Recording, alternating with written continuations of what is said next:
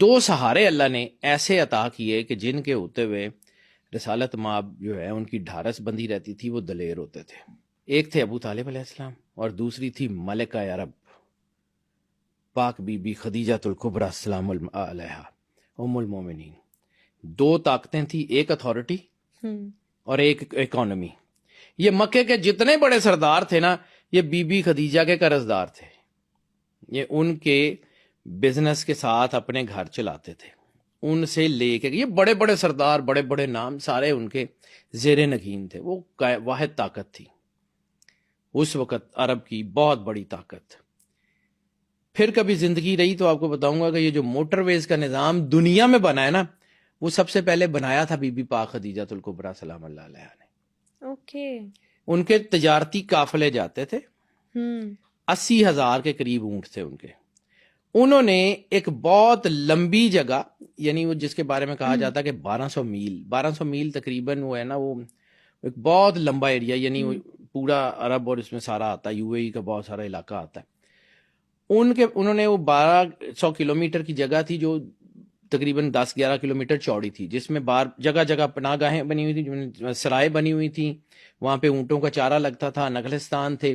یعنی کوئی بھی قافلہ کسی بھی ٹریڈ روٹ سے اس جگہ آ گیا نا، تو اب اس نے ڈکیتوں سے بچ کے، اب اس نے کسی بھی نقصان سے بچ کے، وہاں پہ پیرے تھے، وہاں پہ پوری گشت ہوتی تھی، اس میں سے ہوتے ہوئے اس نے سیدھا مکے پہنچنا. یعنی موٹر وے کا نظام جسے ہم بڑا جدید اس وقت کا نظام جو بنانے تھے نا، وہ بی بی خدیجہ الکبریٰ، یہ ان کے ریفارمز تھے. اس وقت کی جتنی بڑی تاجر تھیں، آپ کی سوچ ہے.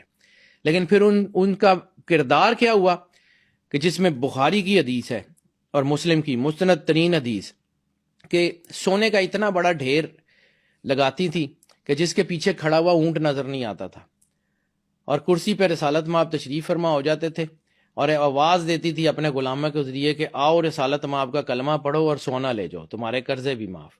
اور شام کو جب وہ پورا ڈھیر سونے کا ختم ہو جاتا تھا، تو اپنے جو چادر سے رسالت مآب کی جوتی کو صاف کرتے ہوئے کہتے تھی کہ یا رسول اللہ، میرے پاس جو تھا میں نے آپ کے جوتے کا صدقہ کر کے قربان کر دیا. بی بی پاک ام المومنین خدیجہ الکبریٰ سلام اللہ علیہا، یہ کردار اللہ کہتا ہے کہ ہم نے آپ کو جو ہے مال کی کمی پائی تو ہم نے آپ کو جو ہے وہ آپ کی مدد کی، اور ہم نے آپ کو یتیم پایا تو ہم نے آپ کی پرورش کی. دونوں سہارے اللہ نے لگائے تھے. اب یہ جو دو سہارے ہیں نا، یہ اللہ نے اتنے مضبوط لگائے ہوئے ہیں.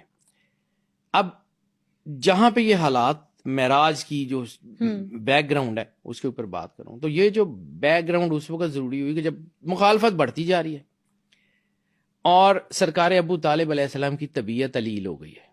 یہ جو ہے یہ شیب ابی طالب سے بالکل پہلے کا واقعہ، جو طائف کا سفر ہے اس کے بعد کا فوراً.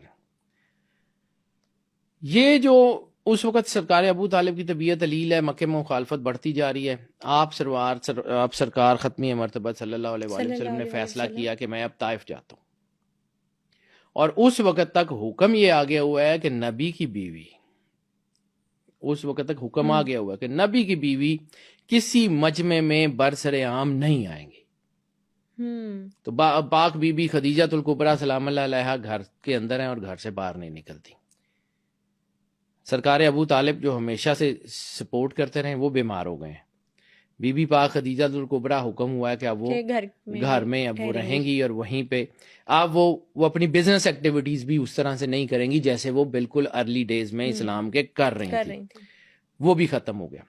اب سرکار ختمی مرتبہ بادشاہ کونین نے فیصلہ کیا کہ طائف جائیں گے. مکے کے کافر بڑے تگڑے ہیں، انہوں نے طائف والوں سے ساز باز کی، اور جب سرور انبیاء وہاں پہنچے تو وہاں پہ انہوں نے وہاں کے اوباش لوگوں کو سرور انبیاء کے خلاف لگا دیا، انہوں نے پتھر مارے. سرکار ختمی مرتبہ بادشاہ کونین کے سر سے لے کے پیر تک خون ہے. اور کسی نے پوچھا کہ سرور انبیاء سرکار ختمی مرتبہ آپ کی ظاہری حیات کا سب سے مشکل دن کون سا تھا؟ فرمایا طائف والا. جو واقعات آتے ہیں سیرت میں کہ آپ کے جوتا جو تھا وہ خون سے بھر چکا تھا، سر پہ، بازوؤں پہ، آنکھوں پہ پتھر تھے. آپ جو ہے وہ غش کھا کے گرے، یعنی خون بہت زیادہ نکل گیا. یا اس کو آپ اگر سمجھنے کی کوشش کریں، آپ کو اگر تکلیف کا احساس ہو کہ سرور انبیاء پہ بیت کیا رہی تھی، تو اس وقت نبوت جو ہے وہ نبوت کمزور نہیں ہوتی، لیکن ظاہری طور پہ کچھ چیزیں جو بڑے سہارے تھے نا وہ رسالت مآب کے کمزور ہو چکے تھے. Trial period. ٹھیک ہے, وہاں پہ کیا ہوا کہ جبرائیل اور وہ آئے, انہوں نے کہا کہ یا رسول اللہ ہم ان کو غرق کر دیتے ہیں. تو آپ نے کہا کہ نہیں. اب ایک اور چیز سمجھیے, یہاں پہ ایک صرف نقطہ سمجھانا چاہ رہا ہوں, کیونکہ یہ باتیں ایسی ہیں کہ ان کو اگر بغیر سمجھائے کروں گا نا تو سمجھ نہیں آئیں گی. نبی کو کسی چیز کی ضرورت نہیں ہوتی, اللہ بہترین طریقے سے جانتا ہے کہ اس نے کیا کرنا ہے. اور جب اللہ نے یہ وعدہ کیا, اللہ نے یہ وعدہ کیا کہ اللہ آپ کو ان کے ہاتھ سے بچائے گا. زخمی بھی ہیں سرور انبیاء, احد میں بھی دندان مبارک شہید ہوئے ہیں. فرشتے اللہ کی مرضی سے آئے تھے, اپنی مرضی سے نہیں آئے تھے. اللہ نے جبرائیل کو بھیجا تھا کہ جاؤ اور ان سے پوچھو کہ اگر وہ کہتے ہیں, جبرائیل اپنی مرضی سے نہیں آیا تھا, اللہ نے کہا تھا کہ حکم کریں ہم طائف اور مکہ سارا برباد کر دیتے ہیں, اڑا دیتے ہیں, پہاڑوں کو آپس میں رکھ کے پیس دیں گے. وہ ملک الجبال کس کا جو تھا وہ سبارڈینیٹ تھا, جبرائیل کا. جبرائیل جو ہے وہ سید الملک تھا, وہ ملائکہ کا بادشاہ تھا. تو جتنے بھی فرشتے تھے, میکائیل ہو, اسرافیل ہو, اسرائیل ہو, وہ جبرائیل کے زیر نگین تھے نا, اس کے سبارڈینیٹ تھے. وہ آیا, اس نے رسالت مآب کو کہا کہ یا رسول اللہ فرماتا ہے کہ اگر آپ حکم دیں تو ہم ختم کر دیتے ہیں. تو رسول اللہ نے کیا کہا تھا, یعنی رحمت للعالمین کا اس سے بڑا اور کیا امپیکٹ ہوگا کہ آپ نے کہا نہیں, ان کی اولاد میں سے شاید کوئی جو ہے, شاید نہیں پکا سرور انبیاء کو پتا تھا کہ یہاں سے کوئی نہ کوئی توحید پرست نکلیں گے, ان کو چھوڑ دو. کیا ایمان یہ کا رسالت مآب ہے. آپ ہم سوچ بھی نہیں سکتے کہ وہ کون ہے. ہم اس لیول تک ہماری سوچ سے ماورا بات ہے. ہم لوگ یہ اپنے قیاس میں رسالت مآب کو جو ہے وہ کوشش کرتے ہیں کہ وہ ہیں. اب واپس آئے سرکار. اتنی دیر میں مکے کے سرداروں کو بھی یہ پتہ لگ گیا تھا کہ بی بی خدیجہ الکبریٰ نے باہر آنا نہیں, ابو طالب بیمار ہے. ٹھیک ہے, رسالت مآب کو اس وقت ہم گرا سکتے ہیں. انہوں نے یہ طے کیا کہ مکے میں داخل ہی نہیں ہونے دینا. یہ کعبے کے گرد جو بیٹھتے تھے سردار سارے, انہوں نے طے کر لیا, آپس میں ان کی کمٹمنٹ ہو گئی. وہاں پہ بھی ایک اور حدیث ہے, حدیث قدسی کا جملہ, اور پھر میں آپ کو بتاتا ہوں. اللہ نے آپ کے دشمنوں میں سے آپ کو مدد فراہم کی, آپ کے دشمنوں میں سے آپ کو مدد فراہم کی. یہ واقعہ بھی بڑا اہم ہے. یہ معراج کا پیچھے کا سیکوینس ہے کہ معراج ہوئی کیوں. حضرت سرکار ختمی مرتبت بادشاہ کونین جب تشریف لائے صلی اللہ علیہ وآلہ وسلم, تو آپ نے حضرت زید بن حارثہ کو بھیجا کہ مکے کے سرداروں کے پاس جاؤ, دشمن ہیں, ان سے کہنا کہ محمد رسول اللہ صلی اللہ علیہ وسلم کہتے ہیں کہ تم میں سے کون ہے جو بچپن کی دوستی کا حق ادا کرے, بچپن کی دوستی کا حق ادا کرے. انہی مکے کے سرداروں میں سے ایک سردار اٹھتا ہے جس کا نام ہے مطعم بن عدی. سیرت کی تمام کتابوں میں اس کا نام ہے. وہ سردار نبی کریم صلی اللہ علیہ وسلم کا دوست تھا, بچپن کا دوست تھا, کافر تھا. کافر تھا, کلمہ نہیں پڑھا اس نے. مطعم بن عدی وہ اٹھتا ہے, اپنے بچوں کو, اپنے غلاموں کو کہتا ہے تلواریں لگاؤ.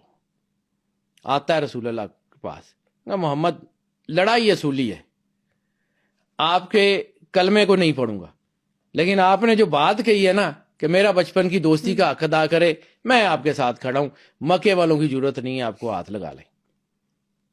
رسالت مآب کے ساتھ آئے, آ کے کوہ صفا پہ کھڑا ہوا مطعم عدی, اور اس نے اعلان کیا, اس نے کہا وہ مکے والوں, محمد کو میں نے پناہ دی ہے, یہ اب تم ان کا کچھ نہیں بگاڑ سکتے. تو ابو جہل آیا, اس نے کہا کہ تم نے کلمہ پڑھ لیا؟ انہوں نے کلمہ نہیں پڑھا, صرف دوستی کا حق ادا کر رہا ہوں اور کچھ بھی نہیں کرا, کلمہ نہیں ہوں, تمہارے ساتھ ہوں, لیکن آج میں نے ان کو پناہ دی ہے. سرکار اپنے گھر چلے گئے. اب یہ وقت ہے کہ جب کافر نے رسالت مآب کی مدد کی. مطعم بن عدی کے بارے میں رسول اللہ نے کہا کہ میرے زندگی کے اوپر 2 بندوں کا احسان ہے, اور دونوں کافر تھے. بعد میں ایک نے کلمہ پڑھا, رسالت مآب کے پردہ کرنے کے بعد ایک بندے نے کلمہ پڑھا. مطعم بن عدی جو ہے وہ پہلے دنیا سے چلا گیا تھا, لیکن رسالت مآب نے کہا کہ میرے پہ ان کا احسان ہے. ایک مطعم بن عدی ہے, ایک عبداللہ ابن اریقت ہے. مطعم بن عدی جو ہے اس کے بارے میں جب احد کی جنگ ہوئی اور بدر کی جنگ ہوئی, 2 جنگوں میں آپ نے آواز دے کے کہا کہ مطعم بن عدی یا عبداللہ ابن اریقت کا کوئی رشتہ دار بھی ہے نا اگر قیدیوں میں تو چلا جائے, معافی ہے.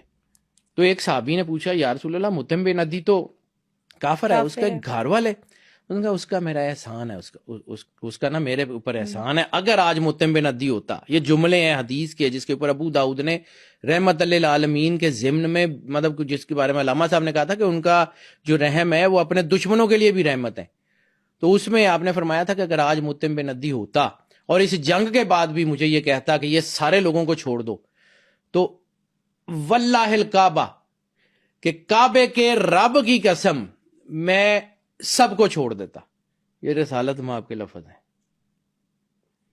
ٹھیک ہے، اب آ جاتے ہیں کہ جی وہ وقت کیا تھا کہ معراج کی ضرورت پیش آئی. یہ اتنے میں نے لمبی کہانی صرف اس لیے سنا کیونکہ واقعہ معراج تو ڈسکس کرتے ہیں، مقصد کیا تھا وہ ہونے کا وہ نہیں معلوم. اس وقت جو ہے وہ نبوت کے دل میں کوئی ملال آ گیا کہ کچھ کہ یار مطلب میں جو ہے وہ طائف والے بھی ہیں، حالانکہ سرکار ختمی مرتبہ نبوت اس طرح نہیں سوچتی، لیکن جس طرح ہم اپنے جو ہے نا اپنے ذہن سے اس کو جو ہے نا اس کی سمجھ لیں گے، سوچ سکتے ہیں. اس وقت آپ اس کو اس طرح سمجھیں کہ جس سے آپ کو شدید ترین محبت ہو، شدید ترین محبت ہو آپ کو، جب وہ کبھی ڈاؤن ہوتا تو آپ کرتے کیا ہے؟ کوئی گفٹ بھیجتے ہیں، کوئی اس کو اپنے چیئر اپ کرتے ہیں، قریب جاتے ہیں، کوئی اس کو ملنے کی کوشش کرتے ہیں، کہ اس کو بلاتے ہیں کہ اچھا چلا یار کہیں کوئی چیزیں. معراج اس دل جوئی کا نام ہے جو اللہ نے سرور انبیاء صلی اللہ علیہ وآلہ وسلم کی اس وقت میں کی تھی.